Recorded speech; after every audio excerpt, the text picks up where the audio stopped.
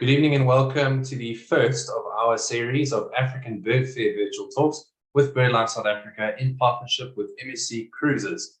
My name is Andrew de Block and I will be your host tonight. The African Bird Fair has been a fixture on the birding calendar for over 10 years, and I'm sure many of you have fond memories of our gatherings at the Walter Sisulu National Botanical Gardens and the Johannesburg Zoo. It was always an event filled with festivity, fun, and informative talks and workshops.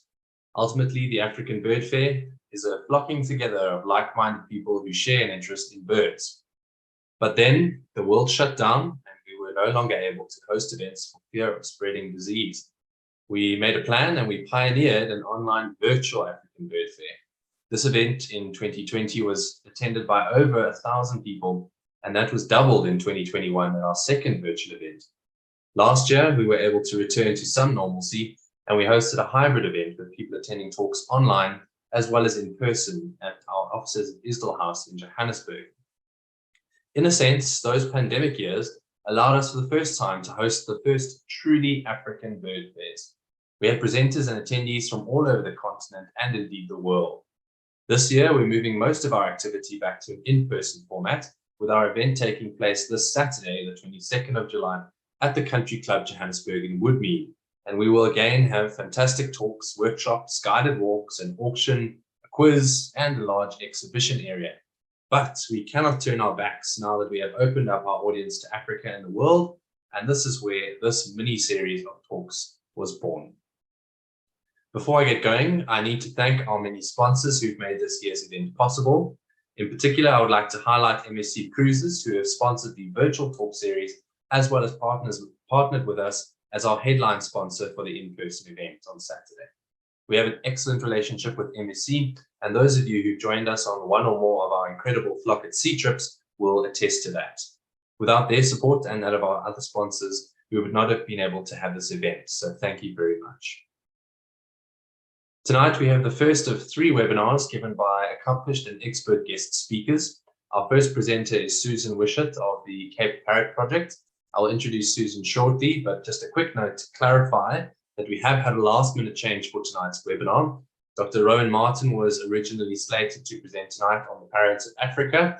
However, he took terribly ill yesterday and had to withdraw. So we're very grateful to Susan for stepping in at the last second to ensure that we all still get our parrot fix tonight, and we all wish Rowan our best in his recovery. Tomorrow night, we will be featuring Adam Riley, the founder and director of Rock Jumper Birding Tours, who will be sharing his experiences of Ethiopia, one of Africa's top birding, wildlife, and cultural destinations. Adam is one of South Africa's top birding exports to the world, and his company, Rock Jumper, is now a global giant in the bird and wildlife tourism industry. So we're very lucky to have Adam tomorrow. Last but not least is a series of short presentations from various BirdLife partners around Africa that are each working to protect important and iconic African sites. Conservation in Africa is a tricky business sometimes, and the panel will be sharing their challenges and successes working across the continent. The panel will be headed by BirdLife South Africa's Policy and Advocacy Program Manager, Dr. Melissa Lewis. Some last notes on the African Bird Fair before we begin. We are announcing the winners of the BirdLife South Africa photography competition this Saturday at the African Bird Fair. While the winners of each of our 4 categories will be decided by our panel of expert judges, you can have a direct say in who wins our People's Choice Prize. Just by voting, you also stand a chance of winning a prize yourself, being a Canon PowerShot Zoom camera kit valued at 4,500 Rand, plus a Straight Nature book hamper worth 5,000 Rand. I'll put the link for the voting site in the chat box once Susan has started her presentation. There's also time for our younger audience members to enter our colouring in competition. You have until Thursday to do your best effort in this beautiful savannah scene illustrated by Fancy Peacock, who is our keynote speaker at this year's fair. The winner will receive a signed copy of Fancy's new bird book. The details for this are available at the African Bird Fair webpage, which can be found on the BirdLife South Africa homepage or via the link that I will post in the chat. We also have an online auction happening right now. Pick up all sorts of bargains from guided birding trips to cameras and binoculars, bird art, wine, weekends away, and more. The auction is live until Saturday, and again linked on the African Bird Fair webpage on our site. Lastly, you can sign up as a member of BirdLife South Africa, if you aren't already, at a heavily discounted rate using the code ABF2023, or by doing so in person at the fair on Saturday. Note that this is specific to the day of the fair, so perhaps if you're going to do this online, type a draft email and schedule it for Saturday to be sent off. You stand a chance of winning a pair of Zeiss Terra 10x42 binoculars, as well as enjoying the incredible discounts. So make sure not to miss out on this wonderful opportunity to become a member of BirdLife South Africa. So now on to tonight's talk. I mentioned joining us tonight is Susan Wishart, who is the project manager of the Cape Parrot project and is based in Hogsback in the Eastern Cape, where she's joining us from tonight. And she oversees the work on the ground there at the small node and in Mkhubeskloof. She has been working in management roles within the nonprofit sector for over 15 years and has been with the Wild Bird Trust for the last 2 years. She holds a master's in environmental law from UCT and has long been involved with conservation projects, including serving on the Western Leopard Toad Conservation Committee. So Susan, it's a great pleasure to have you on tonight. Thank you so much for being willing to present to us at last minute. I'm so glad that we got the opportunity to listen to you tonight. The floor is all yours as soon as you would like to take it away. Thank you so much for joining us. Thanks a lot, Andrew. I really appreciate it. And yeah, we're always grateful for the opportunity to be part of this, the goings on at BirdLife, such a great partner for us. So let us begin. You can just give me the thumbs up, Andrew, that everything is as it should be on your side.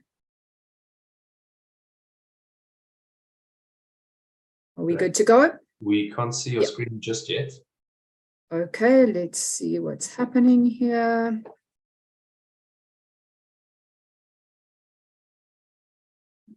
Sorry, guys, bear with me.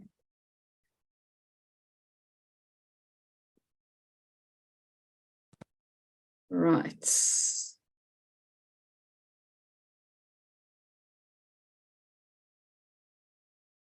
Good to go, Andrew? There we go. Thank you so much, Susan. Sure. Thank you so much. So, yeah, let's talk about people and parrots. This slide is really kind of where I want to begin, because this is something that I think all of you, just about all of you, can relate to, our joint enthusiasm for ornithology and the links we prepared to go to see our birds, the ones that we really want to see. And this kind of enthusiastic person is a person that we see quite often here at the Cape Parrot project in Hogsback.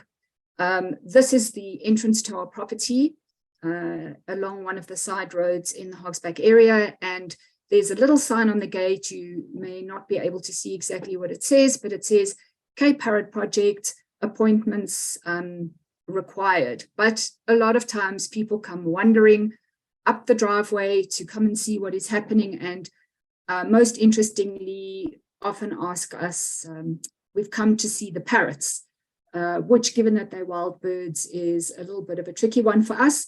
It's become such a normal phenomenon for us that we, in our Xhosa word a day language lessons that we do with our colleagues, we've all learned to say ukhona umntu olapha, which means someone is here, as we look out of our office and see somebody coming up the driveway. So what I'd like to just first mention is that the Cape Parrot project is actually part of a bigger organization called the Wild Bird Trust. And the Wild Bird Trust does not only work in South Africa, it works also into the Okavango Basin. One of the biggest projects that we have there is a project that we are in partnership with National Geographic, and really just assessing and recording what is happening in the Okavango Basin and looking at the conservation of that wonderful part of the world. We also have a really cool website and opportunity called Wild Bird Revolution, opportunity to share photos and sightings. And then our Nkashi Classic, which is a Makoro race that takes place on the Okavango annually. So those are some other things that happen, but the Cape Parrot project is the South African project of the Wild Bird Trust. So I guess the question that a lot of people ask is like, parrots, what's that all about? Why the excitement about parrots? Why the focus on the Cape Parrot in particular? So in honor of Rowan, I thought I would just like to mention by way of starting point that there are, of course, other parrots in South Africa, and I'm sure that many of the participants that are listening in tonight are very well acquainted with the fact that there are other parrots in South Africa. But there is something that I'd really like you to notice when you're looking at these slides. So we have all our poicephalus parrots. Poicephalus really means different head. And so the key feature of these poicephalus parrots is that the bodies and the heads are different colors. So we have our mayor's parrot, and you can have a little look at the distribution map that I've indicated there. We then have our brown-headed parrot, and then we have our brown-necked parrot or gray-headed parrot. And if you look at those, one of the things that I hope you're going to notice is, actually want to go back just so you can look again, is these parrots are not found only in South Africa. So if you look at those distribution maps, yes, they are found in South Africa, but not only in South Africa. So ta-da, we come to the Cape Parrot, and our Poicephalus robustus Cape Parrot is a parrot that is found only in South Africa. So it's endemic, and we like to think of it as our national parrot. In fact, if anybody's got any inside info about how you get something declared as your national something, we'd love to know, because this bird is perfect for a national parrot being green and gold. When we're working with the kids, we always ask them which national team is green and gold, and they always tell us about the Springboks. So we want that to become synonymous with our Cape Parrot as well. If you have a look at the distribution map, you will see then that this parrot is only found within South Africa. It's found in Afro-temperate forests along the foothills of the Drakensberg from the east of the Eastern Cape and into southern KwaZulu-Natal, as well as a small remnant population up in the Magubuskloof area of Limpopo.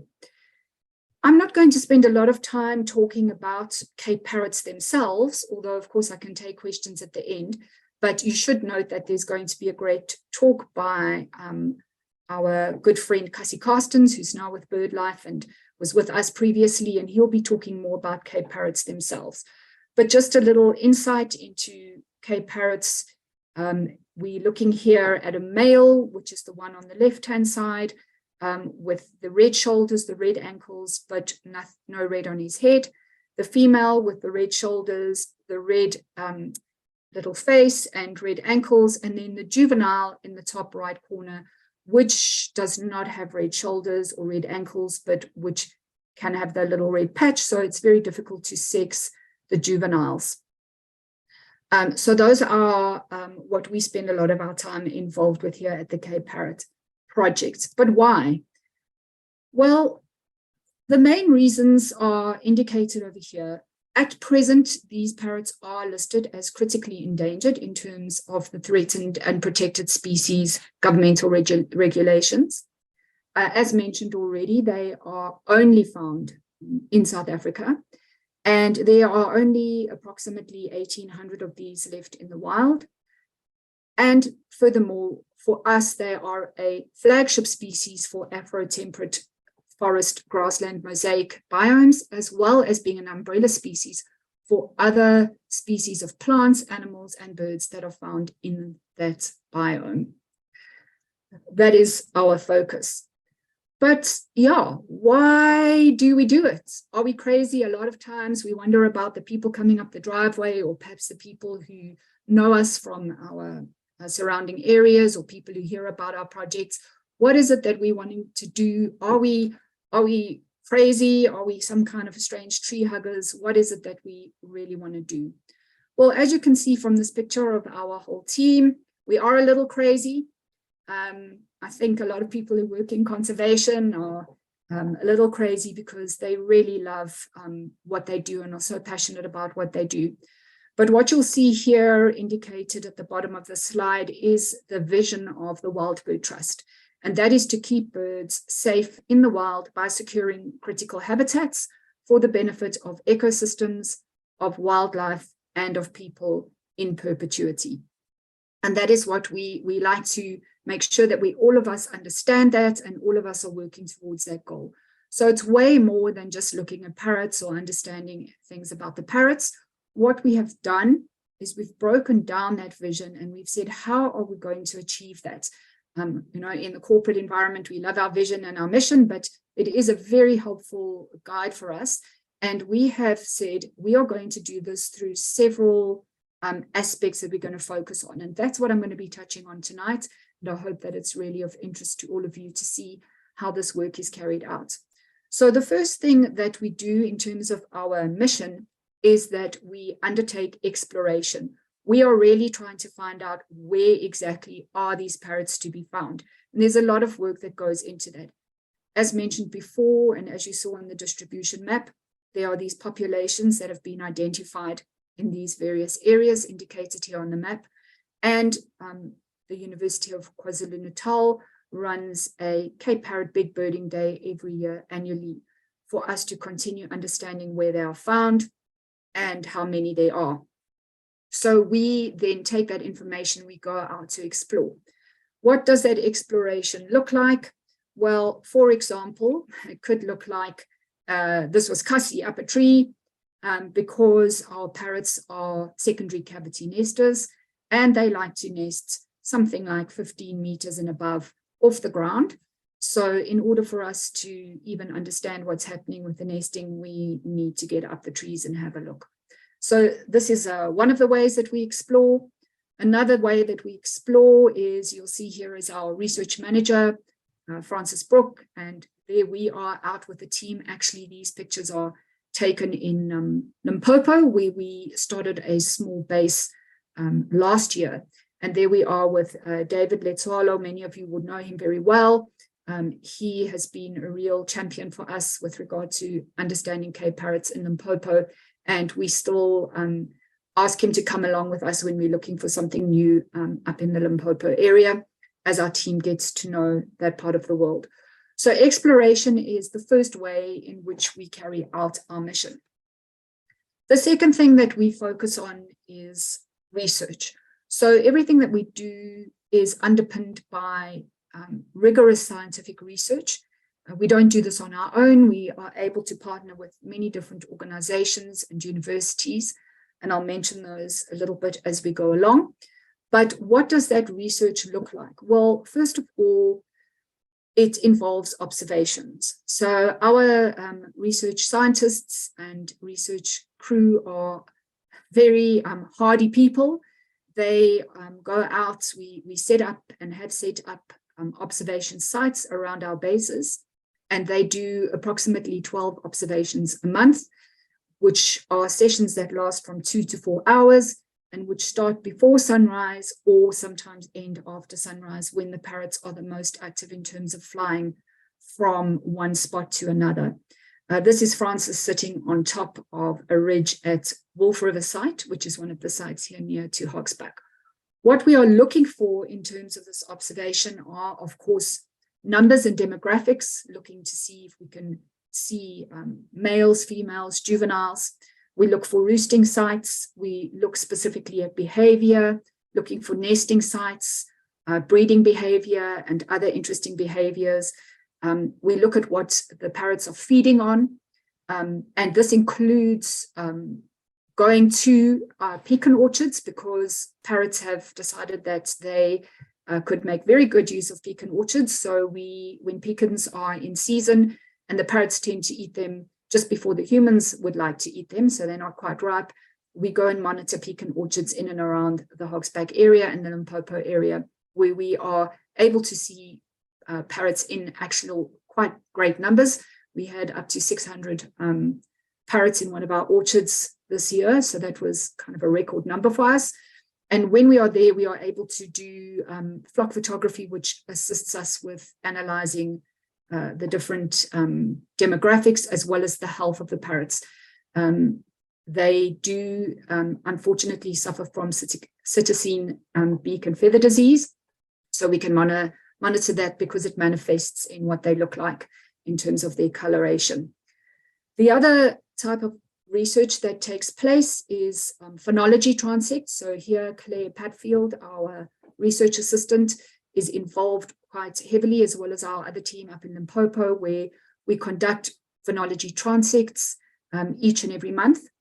What phenologies are, for those who are not sure, is a study of the timing of recurring biological events and the causes of that timing. So what we are looking for specifically with regard to our parrots is what trees are fruiting or in flower and what are the parrots eating. And that is one of the main reasons why we would be conducting this type of research. What all of this research does lead to is the production of papers, academic papers, and we've written a number of papers.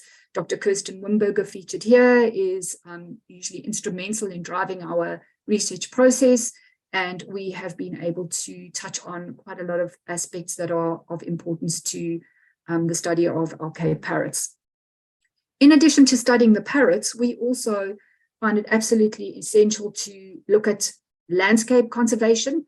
As indicated in our vision, you can understand that it's not sufficient to conserve the parrots if we're not looking at what their landscape and their habitat looks like. So Dr. Jessica Lever is our landscape conservation manager, and what we seek to do here is to work with partners, especially the DFFE, to support sustainable forest management, to facilitate strategic participatory forest restoration, and also forest protection.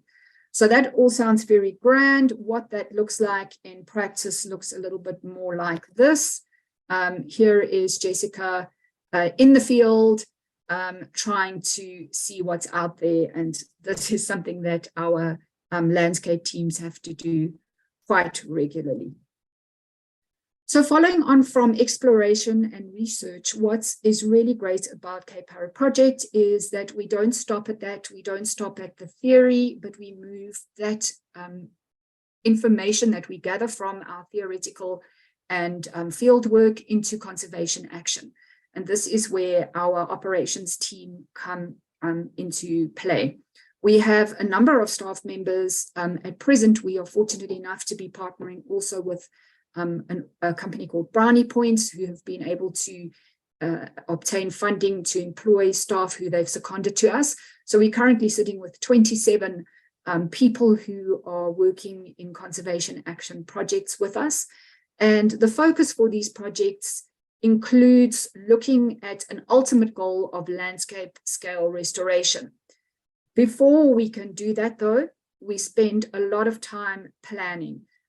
Here, Nikki Stein, our operations manager, and Nolobabalum Jele, our restoration officer, are instrumental in going to have a look at our sites, going to have a look at where we're going to work, and then using information that is already available through organizations such as the IUCN to plan together with Jessica exactly what we're going to do on our sites and how we're going to restore or interact with the sites where we want to work with parrot habitat.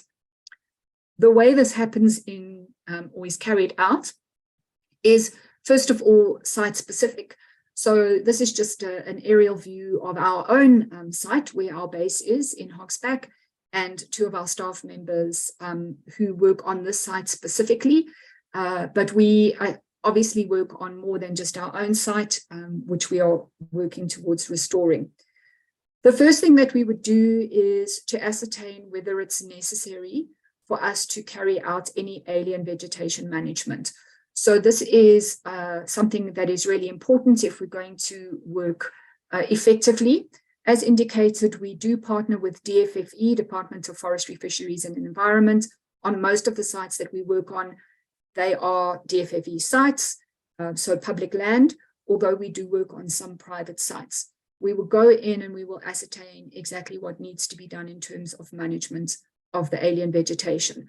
Of course, our team has been trained to work with exactly the right type of herbicide or methodology that they use to conduct the alien vegetation management. And in particular, you may notice here that, for example, there is some black wattle that is being eradicated here, but we don't always eradicate all the alien trees. What we do is we sometimes leave what we call a nursery stand. And that is because we want to do a couple of things. One of the things we want to do is to look at assisted natural regeneration. When you get something coming through naturally because you've cleared some of the alien vegetation, such as this yellowwood tree, ideally, that's what you want to see. You don't want to have to plant. But of course, we can't expect all these little trees to just thrive in the bright sunlight. They are forest trees. They don't normally grow up in bright sunlight. And so what we do is we do leave a nursery stand as indicated to protect them. And then as they get stronger, we'll go back and we'll work through the site again. We'll ring bark or take out trees as these indigenous trees start growing and thriving. When we are doing our planning, we look very carefully at exactly what we want to achieve. A lot of times people inquire of us, I would like to sort of sort out my site. I've got a property. I'd like to restore the property. And it's much easier, much more easily said than done, because you need to look at where it is. What is the aspect of the site? What is the slope of the site? What is the vegetation that is found there? So always when we're working into our sites, Jessica will find a reference site and we will go and have a look and monitor what is happening on that reference site. So this, for example, is the Wolf River site that we will be working on in the future. And we've had a look to see what is happening there compared to a reference site. And then we try to emulate what is happening on that reference site on the restoration site. Apart from the alien vegetation management, where it all starts is with seed collection. We are permitted by the DFFE to go into the forests, and here you will see our team collecting seeds. And some of the seeds that we have represented there are wild plum, Cape chestnut, bladdernut, lemonwood. And for those who have got an eagle eye, you will also see a sneaky smartie that found its way into this picture to try and see if we could fool the planting team. So that was a fun day for us. What we do here is we make sure that we are not planting monoculture. We want to try and make sure that what is getting planted into the forest actually represents what is found into the forest. So even though our Cape Parrots have a very strong relationship with yellowwood trees, they really do like feeding on yellowwood trees. They do like to nest in yellowwood trees. That is not the only tree that they do use. And so we make sure that we do a really good representation of what is found in the forest when we start doing our planting. After the seeds have been collected, the next step is for the seeds to be germinated. What has been a fantastic opportunity for us is that through some of our funding partners, such as Green Pop and Fairtree, we've been able to establish 3 community nurseries in the communities in and around Hogsback. One in Sompondo in the Chumi River Valley, and 2 right near to Hogsback itself, Isikulweni, and on the way to Kaisekama we have Isinguka Nursery. Here we have community members who have come on board as growers, and we have built the nurseries for them. We have stocked the nurseries with the necessary equipment. We have looked at water security, and then we have trained the growers there to germinate the plants for us. We are then in turn able to buy those trees back from them for our restoration work. So it's a really great virtuous relationships, virtuous circle, as it were. And we are constantly looking for assistance to keep on funding that process, as well as people who might want to become more commercially involved with these guys. So when we are not able to buy all the trees, other people can do that. So once we have our trees available, then we would plant according to the planting plans that the teams have put together. That's not the end of the journey, though, because we don't just plant and walk away. We have a very strong monitoring program in place. We've worked very closely with GreenPop to look at the methodology for monitoring, and we try to adopt best practice methodologies to do this. So we will go in and look at some of these aspects that you see at the bottom of the slide. Every year, initially, we do some baseline monitoring before we even start to plant. And then we look at we look at the tree growth and so on after 6 months, after a year, and then annually, and thereafter, not as frequently, but we continue to monitor. We're also lucky enough to be able to partner with universities such as the University of Fort Hare and Cape Town to look at things like the soil, to look at things like the insects, to see how those change as the sites improve and are restored.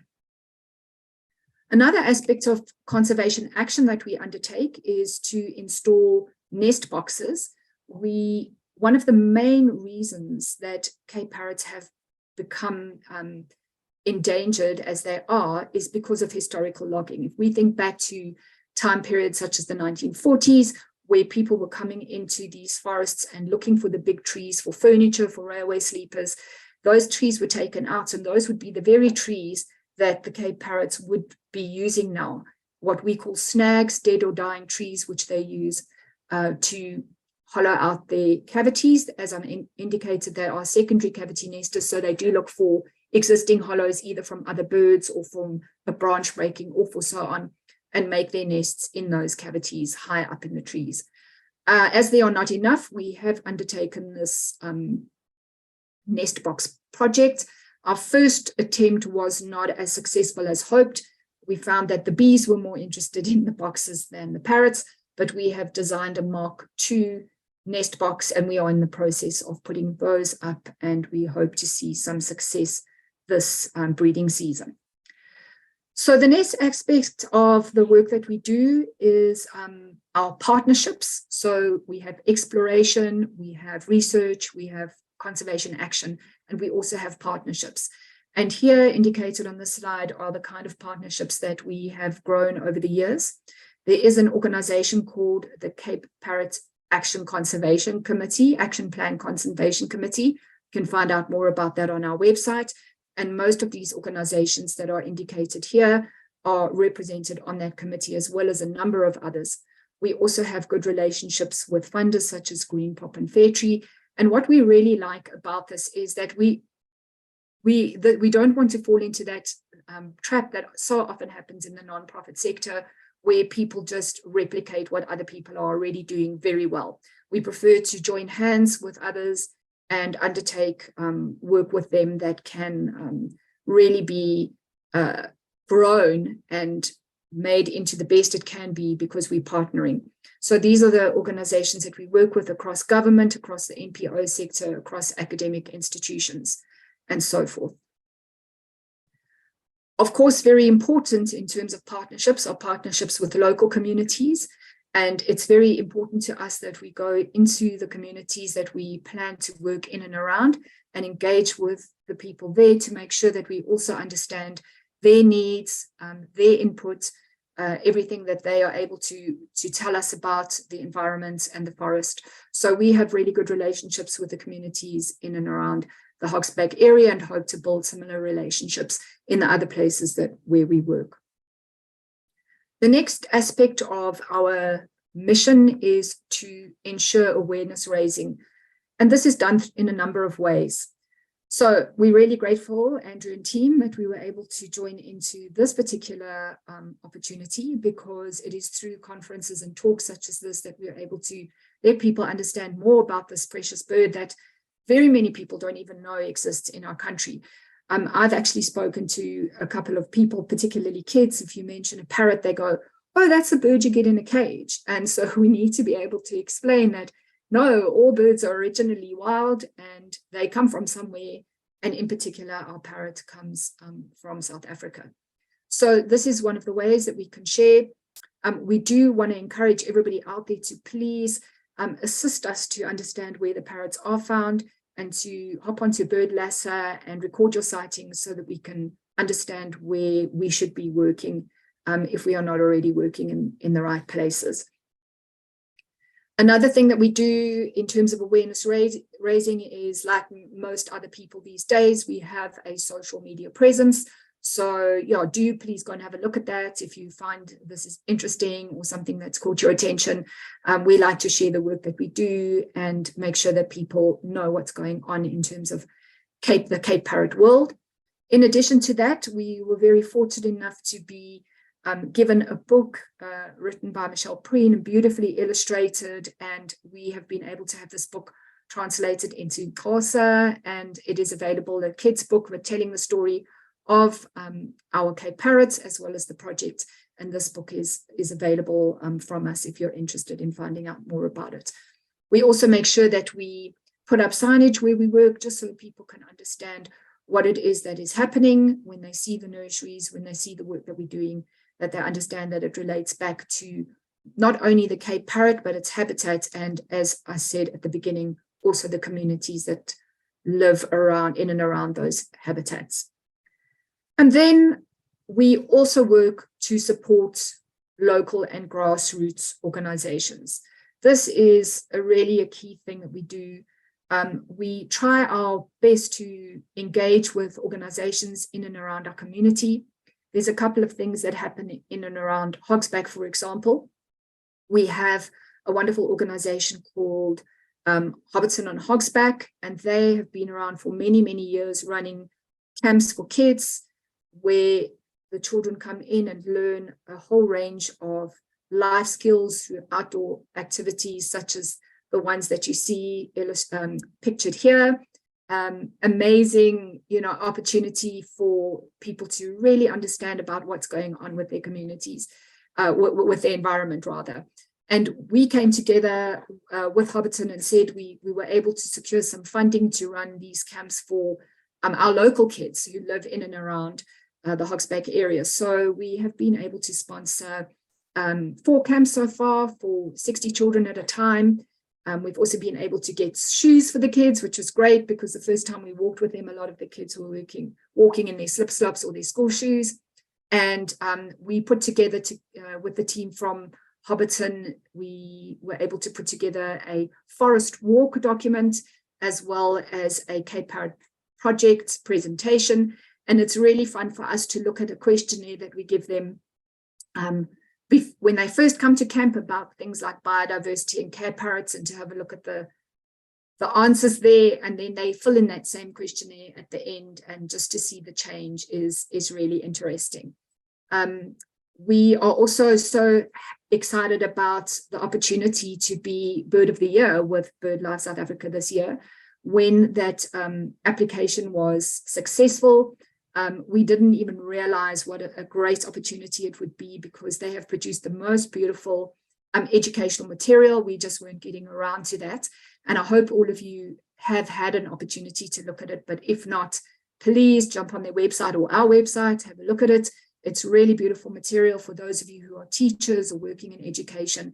It comes with lesson plans and beautiful illustrations, activities to do. But we've had so much fun doing that with the kids and working with them to do it. And it's so rewarding going on walks with them. I think that perhaps this particular parrot didn't get the colorways quite right, but there are these colorful parrots out there, and we just love getting these little thank you notes that the team from Hobbiton always make sure that the children send to us. This one says, "Thank you for everything you did. It was so fun, and I love birds and everything you said to us. And now I know everything that is important about birds. The Cape Parrot is a bird that is important and beautiful." So we just really love that kind of feedback. And we really enjoy our walking in the forest with the kids, not looking only at Cape Parrots, but looking at all the biodiversity that we can find and chatting about why it's so important. We are also partnering currently with WESA, Wildlife and Environment Society of South Africa, to work in a school in the Alice area. The reason we're working in Alice, it's not exactly in the middle of the forest, as many of you may know, but it is right next to the University of Fort Hare's experimental farm, where there is a pecan nut orchard. And we have a number of parrots that come in there every year, and they are susceptible to persecution or poaching. And so we were able to come and into the school, again, with some funding from one of our wonderful funders, and to introduce Wes's LEAF project into the school, and to go and talk to the students about the Cape Parrot and why it's important. And we really love going there now, because when we go, you get greeted by name, and then you get a call from the principal to say there are Cape Parrots in our tree, and they've got like sort of one tree in the garden, and the Cape Parrots were in the tree, and we got the call to say they were there. So it's been a really rewarding thing to work with these 120 children from Alice Primaire School. Just recently, they had a donation from Ford of some water tanks and so on, because, yeah, they had no water for their toilets. So you can imagine the situation there. But thanks to that donation, and also our team who went along and installed the water tanks and reticulated them into the toilets, it's a much happier situation there. So, yeah, we're really excited to get these kind of letters from the kids, just to acknowledge and recognize what we are doing with this work. So I'll just end on this note. One of our favorite pictures of Cape Parrots, even though we have many, many beautiful photographs, I think you guys will agree that this little Cape Parrot is one of the cutest. So thank you so much for the opportunity, and yeah, over back to you, Andrew. Thank you so much, Susan. That was wonderful. I think, our two organizations share an ethos of scientifically driven and partnership, enabled conservation. I think there's so much work to do. You've highlighted one endangered species. The Wild Bird Trust works on a few. We work in partnership with you guys all over the place, and there's so much work to be done, and there's so much value in these kinds of partnerships. So it's wonderful to hear about the work that you and your team are doing. Thank you for taking the time and the effort in presenting to us tonight, especially at late notice. But even more so, thank you to you and the team for the wonderful work that you do for our Bird of the Year. You did mention the Bird of the Year materials. I've put a link in the chat for that. And a couple of things before we take the Q&A. So firstly, there is a post-webinar survey. So for those of you that can spare a couple of minutes, please do. There's also a request from Wild Bird Trust just for some demographic data for their reporting purposes. So please help us out with that. I have also put links in the chat for the African Bird Fair coming up on Saturday. Of course, we have our second of the 3 talks tomorrow night, so we hope to see you there again. And then just a last reminder that you can put any questions in the chat box or on the Facebook Live feed if you're watching us there. So with no further ado, I think we'll get to some of those questions if you're ready, Susan. So just unmute yourself before you do answer. There were 2 questions which I'm going to group together from Tanya Kieswetter and Henny Visser, who asked about how nut farmers and also commercial plantation managers react to, number one, the parrots. What are their attitudes towards the parrots, especially when they're eating crops? And secondly, towards you and your team and the efforts that you're doing with your projects in their areas. So if you want to just comment on that. Yeah, thank you so much. We've been really fortunate to date in terms of the pecan nut farmers, the commercial farmers who we've dealt with. We deal with a couple of farms in Limpopo area and here also in the Eastern Cape. And in particular, one of the farms in Limpopo, Amorentia, is one of our main sites that we like to go to.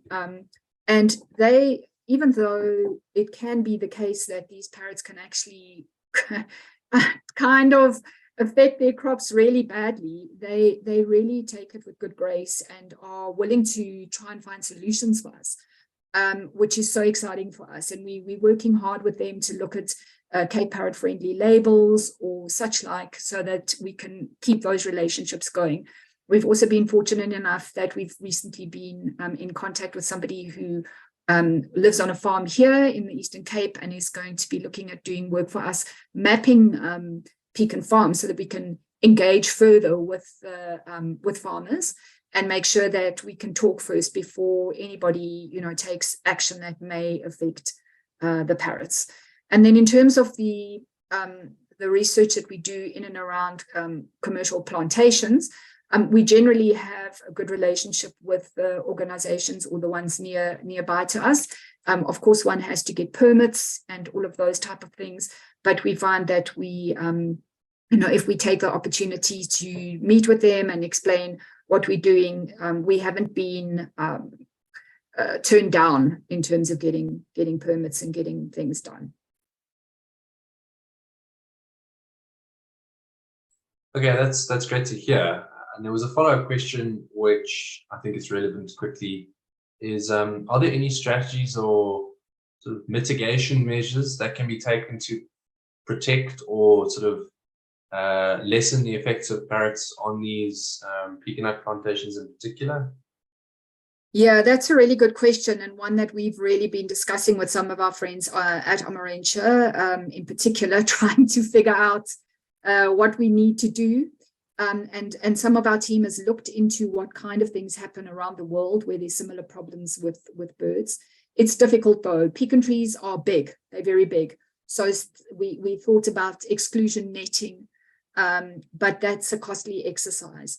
So for now, we haven't come up with anything that's really practical, except for the idea of perhaps having that sort of pecan-friendly Cape Parrot or parrot-friendly label, should I say, not pecan-friendly, parrot-friendly, which we hope would then allow those pecan farms to be able to, go into the market with that and attract the kind of, clients that would be looking out for that type of thing. But we're open to ideas. If anybody can think of something, please get hold of us.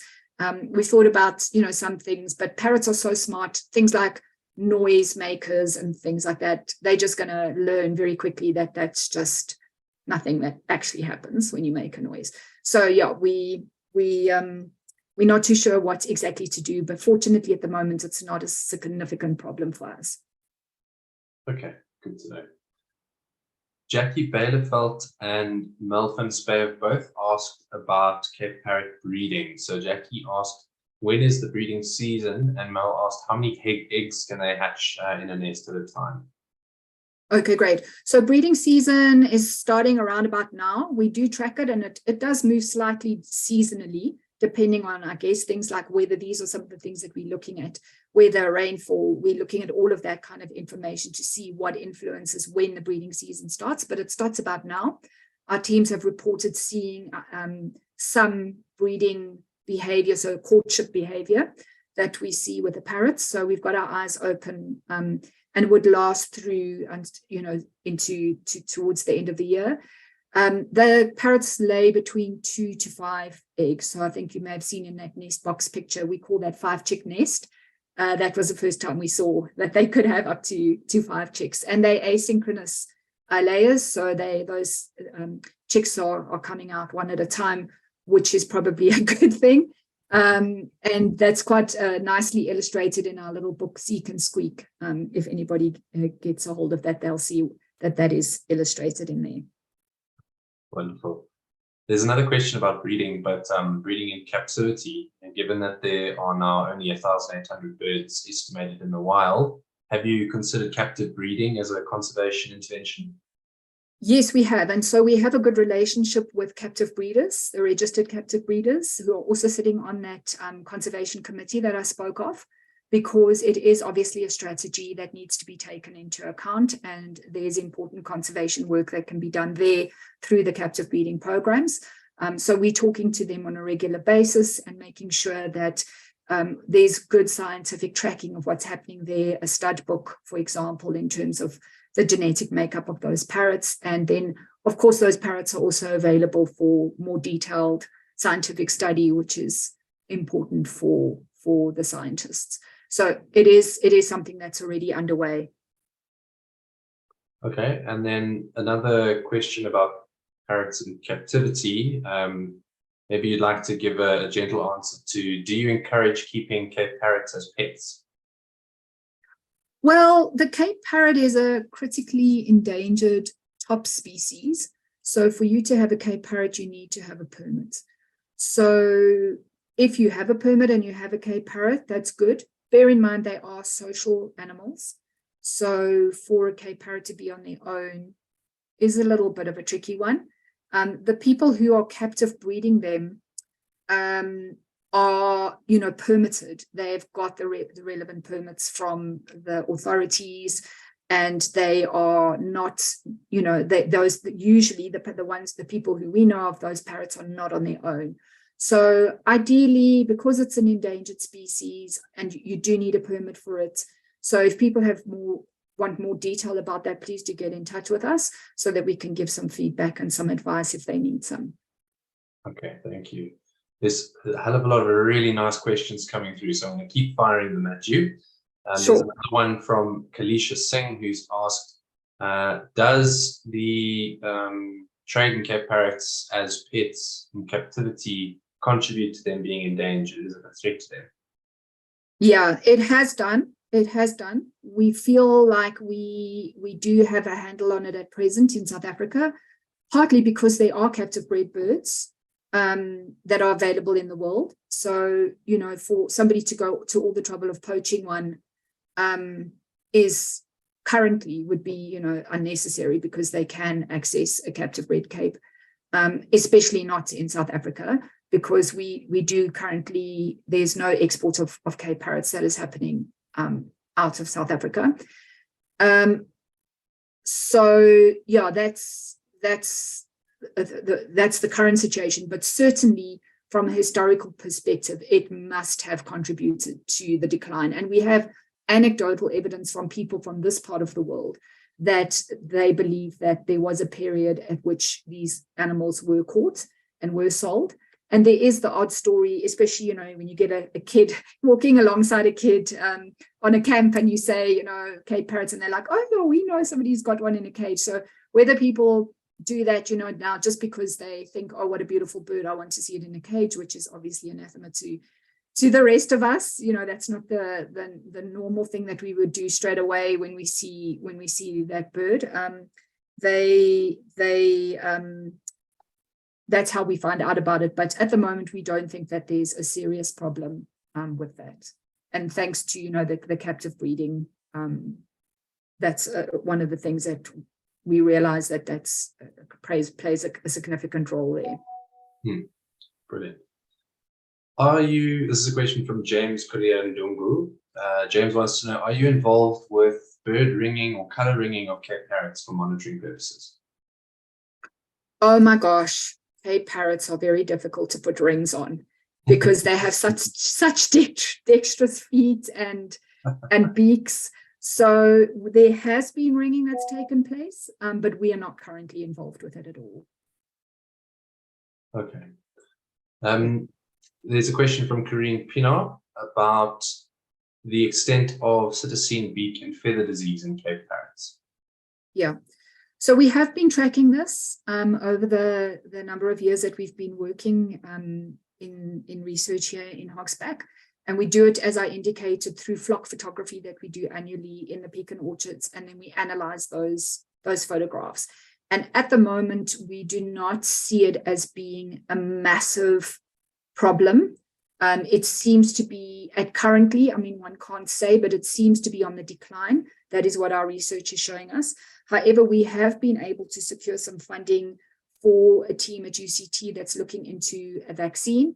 It's early days, but it is something that's been done. That's very exciting to hear. There's a question from Ted van der Meulen, and this is one that I'm sure you get asked fairly often. Why do Cape Parrots not occur in the Knysna forests? That question has been asked quite often, and we're not entirely sure, but it's mostly to do with the makeup of the forest. The forests that we are in here are mist belt forests.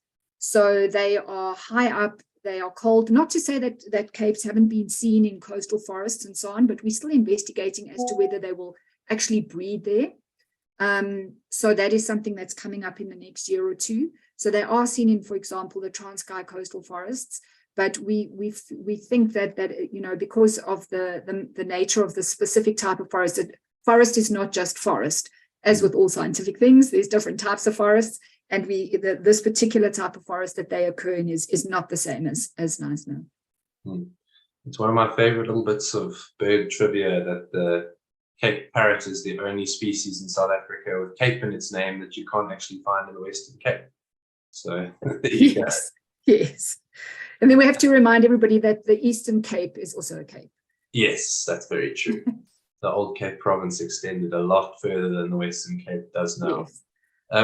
Alistair Stalker has a question about climate change. Are you monitoring climate change, and how is it predicted to affect parrots? We have not been doing that specifically, but it is on our strategic planning radar. We do track weather data, and we will, we're looking at comparisons and looking at year on year, how is that affecting feeding and breeding, etc. But it is definitely something that we would be looking at with Jessica's landscape conservation management that she's undertaking. She is looking at our priority forests for Cape Parrots, and one of the layers of data that she's looking at is climate. So we hope to have more information in the years to come. Great. Yeah, I really enjoyed listening to Jessica's talks at the Learn About Birds conference at Flock to the Wilderness. She did some really great presentations and doing some really nice work. There's a question from Mark Winslow relating back to the breeding. You mentioned that up to 5 chicks can hatch, but what is the recruitment for Cape Parrot nests? We are not 100% sure. So this is stuff that is still, we're still looking into, we're still trying to, they are so difficult to track and follow these animals in these dense forests of ours. So yeah, watch the space. Hopefully we have more information in the near future. Great. Getting into our last couple of questions here. There's one from Mike Olver. Mike would like to know, what are some of the unique things about Cape Parrots compared to maybe some of our other species found in Africa? Well, the first and most obvious thing is where they're found. So they are really the only species that is found in these mist-belt forests. The other thing is that they are Poicephalus robustus, so they are particularly robust. They're robust beaks. I mean, all those parrots have those strong beaks, but these guys kind of even look a little top heavy with their strong beaks. One of the things that we've been looking at very closely with your now colleague, my ex-colleague Cassie Carstens, and now our research manager, is the vocalization. So just looking at that, and we have already identified things like even the Limpopo subpopulation has got a slightly higher and different call, but I feel like that's something that, having listened to your nice BirdLife Birdle things that you do, that our parrots are particularly noisy and vocal compared to some of the other parrots. But I think the primary thing is where they're found. Perfect. Then the last question I have for you, unless it's anything that comes through in the next couple of minutes, is what is your prognosis for Cape Parrot conservation? We are really cautiously optimistic. We have so many great partners. There's so many people that are working with us, rooting for us, working on studies, working on different things, that are willing to get alongside us, yourselves, for example. And this Bird of the Year has just been such an amazing opportunity for us to get the species known and get people talking about it and involved. And I think that with that kind of publicity, as well as the fact that people are, hopefully, I think, this is my view, moving towards understanding sort of the biodiversity and the holistic nature of our world, that people are taking more care of the environment. And hopefully, if we can keep an eye on those forests and look after them, we're going to have Cape Parrots for the foreseeable future. So we think that the population is creeping up, but we are waiting on the latest Cape Parrot Big Birding Day information. But we're also relying on all of you guys to please bird lasso your sightings, so we can also get a broader view of what's happening out there. Great. So that's it for the official questions. There's one more that's just popped in from Steve Davis, just asking when the Cape Parrot project started, how many birds were there in the wild? Was there an estimate? Yeah, I've seen figures just recently looking at old presentations and so on of about 850. I'm not sure, exactly how accurate that was, and I'm sorry to say I should probably be more aware of that, because there were papers written by Prof. Colleen Downs and so on, I'm sure some time ago, which would have recorded that. But that was just a number that jumped out at me. Now that we're talking of 16 to 1800, and they were talking in at that time of 850, it's partly probably a counting thing, but it's also probably the fact that there has been so much work done. So yeah, we're excited about that. The aim of the Conservation Committee is to try and get it up to 2,500. That's kind of the aim that we're looking at. Fantastic. We wish you all the best with that ambitious but very important goal. There was one comment in the chat box just asking about the Cape Parrot fluffies. So Meryl Butcher, they are all the bird of the year merchandise is available at the BirdLife South Africa online shop. And Susan, I'm sure that people can support Cape Parrot Project with your various merchandise and books that you mentioned as well. How can they get their hands on those? Yeah, please do have a look for that, or be in touch with us. We have such cute little nitties, which are a little different to the fluffies, and we have that book and a couple of other things. So please do have a look at our website or our social media in particular for that. We'll also be at the Bird Fair. Thank you so much, guys, for the opportunity. So there will be some things there as well, and we hope to see some of you in person. Great, thank you so much, Susan. To everyone listening, I hope we do see you at the Bird Fair as well. It'd be great for you to come and say hi to Susan and to myself and actually meet you in person. It's always a bit funny meeting you through a screen and seeing your name but not your face. But I've certainly enjoyed having Susan on for the first of our 3 talks. It's been fantastic. Thank you so much. We do have 2 more of these, so this is not the end. The fun continues tomorrow with Adam Riley on screen now. Adam is the founder and director of Rock Jumper Birding Tours, and he's going to be sharing a bit about his travels through Ethiopia, one of Africa's most exciting birding, wildlife, and cultural destinations. So we'll be back at 7 p.m. I'll be hosting again tomorrow night. And then on Thursday night, my colleague Christina Hagen will be hosting a panel of speakers from different BirdLife partners across Africa. So we have our various country partners spread out throughout the continent, and they'll be led by Dr. Melissa Lewis, our Policy and Advocacy Program Manager. So yeah, that's it from me. Thank you so much, Susan. Thank you to everyone who tuned in. I hope you enjoyed it, and I hope we see you again tomorrow night, on Thursday night, and again on Saturday. Sorry. Thank you. Thanks. Bye.